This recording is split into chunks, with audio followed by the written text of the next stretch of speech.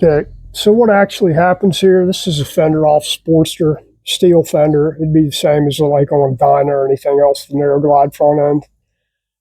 These rivets are loose. You can tell because the paint's popped off of it. It's from the front end flexing. I mean, people will think you're full of crap that the fork tubes actually flex, but they, if you throw the bike around a little bit, like cornering wise, it'll flex the hell out of this front end.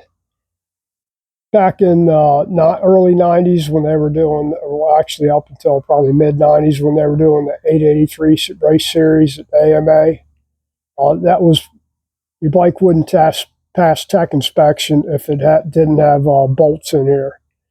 So I think for the first year they found out that these things were actually, I know they had a couple of bikes break the front end and the fender came off and caused some wrecks or whatever.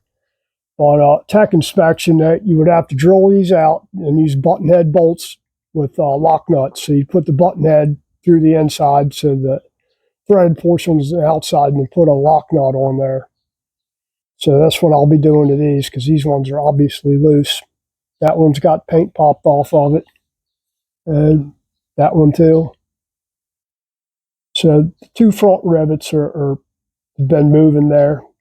So you probably want to inspect your bike and look to see if you got paint popped off the rivets there. There's no real point in putting bolts or putting rivets back in here because these are steel rivets, and chances are you're not going to get anything really close to being as tight as this factory rivet. So bolts, I want to say 1/4 inch bolts with 1/4 20 button head bolts, just to make sure that I got clearance between the tire and the fender there. It's not really close on this bike, but that's about it really. So, check your rivets out and see. If you see them rusted like that, it's where the paint's popped off, they're loose, and you can see the paint. You look right around the edge here. I don't think you'll be able to see it. If you look right around the edge here, you can see the paint's kind of bubbled around it.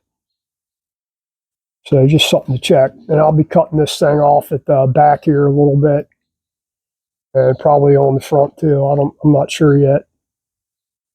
Until I get it ready, got to strip it and get it ready for painting. After I'm done cutting it, of course. But that's about it. Hope everybody has a great weekend. We're moving along with this thing as fast as we can. I think my carburetor's supposed to be here today, and